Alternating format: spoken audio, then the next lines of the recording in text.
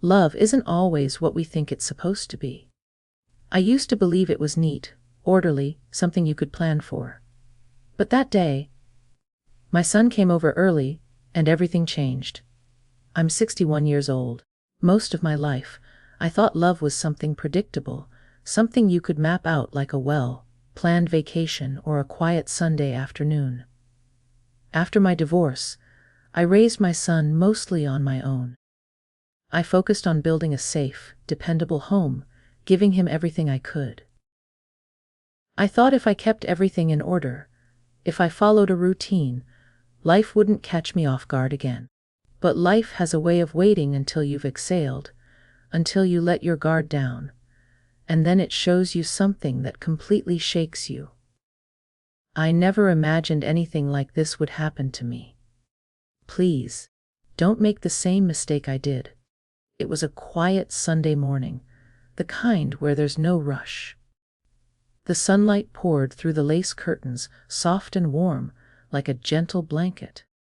I just stepped out of the shower, wrapped in my favorite pale blue robe, faded from years of washing, but still comforting.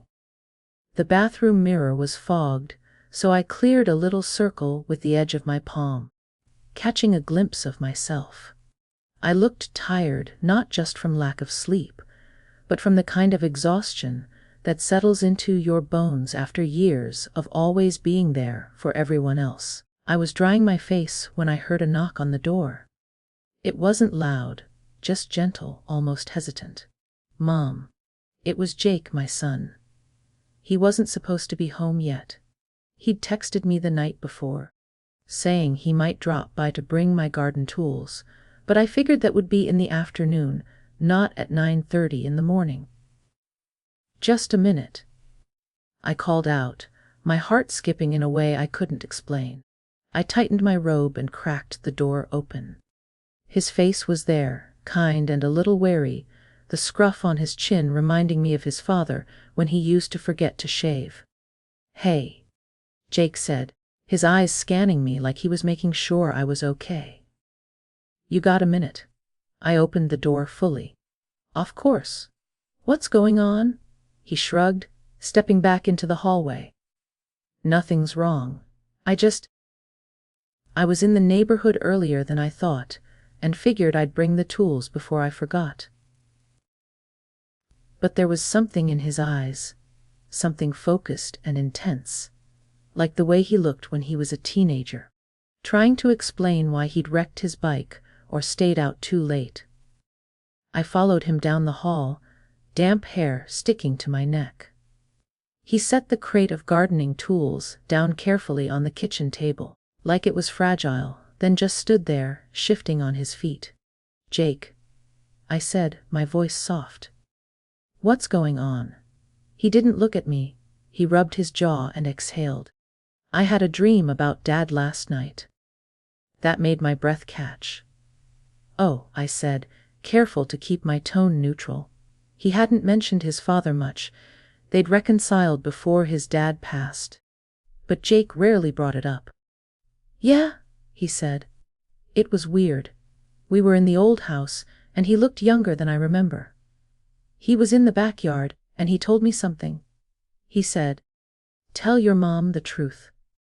I blinked, feeling a chill run through me. "The truth about what?" Jake sat down, elbows on the table, staring at the wood grain like it held all the answers. "I don't know," he whispered. "But I woke up, and I felt like I needed to talk to you. I've been carrying something I don't understand, and I thought if I came over, if I saw you, it might make sense." I sat down across from him, my robe still damp at the collar, and gently placed my hand over his. "Jake, you can tell me anything." He flinched like the kindness was too much. "I don't even know how to start," he said, his voice cracking. "It's not bad, Mom. I swear. But it's strange. It's made me question a lot." A silence settled between us, the kind that makes the fridge hum louder and the clock tick like a drum. Then he looked up, really looked at me. "When you were younger, with Dad, Did you ever feel like there was a version of you that never got to exist? Like someone freer? Someone who didn't always have to be the strong one? Something stirred in my chest. A warmth, a sadness, all at once. I admitted it. I think that's what I saw in the dream. You, not the mom version, just you. I couldn't speak for a moment. There was something in the way he said it. The gentleness, the attention. It wasn't romantic. No. It was intimate, deeply so. Like he was seeing me for the first time, not as the one who packed his lunches or signed his permission slips, but as a woman. As a whole person. I want to know that version of you, Jake said. If you'd let me. Something in the room shifted. Not dangerous, not wrong, but powerful, and completely unexpected. I swallowed, my fingers tightening slightly over his hand. The sunlight had changed, casting stripes of gold across the table. The air felt thick with something unspoken. I don't know where to start, I whispered. He smiled, small and sad. Maybe just by letting me stay for coffee. And so I did. I stood up quietly, filled the kettle, and tried to ignore the slight tremor in my hands. For the first time in years, I didn't feel like someone's mother. I felt like someone. Jake stayed for hours. What began as coffee turned into toast, and then toast turned into pulling out an old photo album. He followed me into the living room with his mug, lingering by the mantel, eyeing the family pictures. He picked one up, me in my 30s, holding him as a baby. I don't remember you ever looking like this, he said quietly.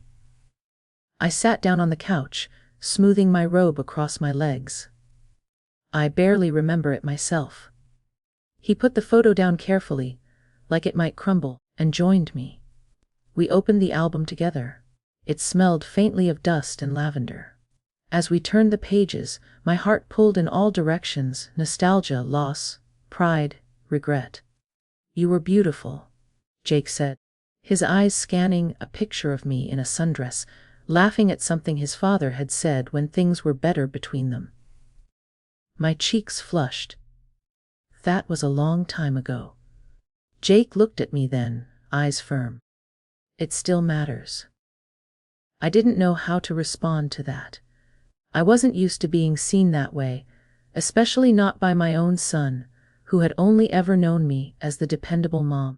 I guess I buried a lot of myself, I said finally. I thought that's what mothers were supposed to do. Be the rock.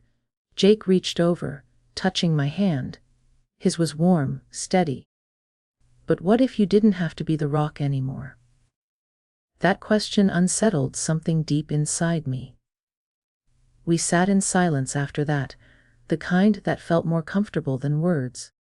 I don't know how long we stayed like that, but eventually, Jake leaned back into the couch, stretching his legs out and lacing his fingers behind his head. You know, he said casually, when I was a kid, I used to think you were magic. I laughed, a soft, surprised sound. Magic. Yeah. You always seemed to know everything. You knew when I was lying, when I was hungry, when I was about to cry. You could fix things. Busted knees, broken toys, bad dreams. Like you had powers or something. I felt something tender crack open inside me. I did my best, I said, my voice low.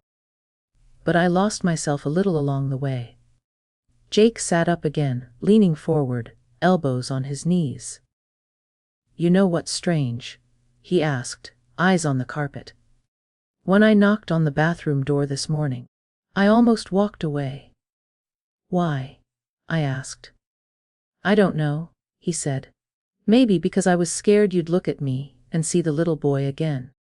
Not the man who came to tell you something honest. I searched his face. You didn't finish your thought earlier. What is it you've been carrying? He rubbed his palms together, took a breath. It's not one thing. It's more like, I've been feeling so far from everything lately. My job, my friends, even women I've dated. It all feels hollow. And I realize the only place I've ever felt completely safe, completely seen, is here with you. That hit me deeper than I expected. I know that might sound weird. He added quickly, I'm not saying it to make you uncomfortable, but when I see you now, I realize I never really saw you before. You've always been this fixture in my life, but now you're, I don't know, real. More than a mom. A person. And that makes me want to know you differently. There was something so sincere in his tone, something raw. I found myself brushing a strand of damp hair behind my ear and looking down at my hands. I don't know if I even remember who that person is, I admitted, my voice quiet. The one who existed before motherhood. Jake's voice dropped to a whisper. Then maybe we can figure it out together. I looked at him, not as my son, not as the boy I raised and worried over, but as a man. A man with kindness in his eyes and truth in his words.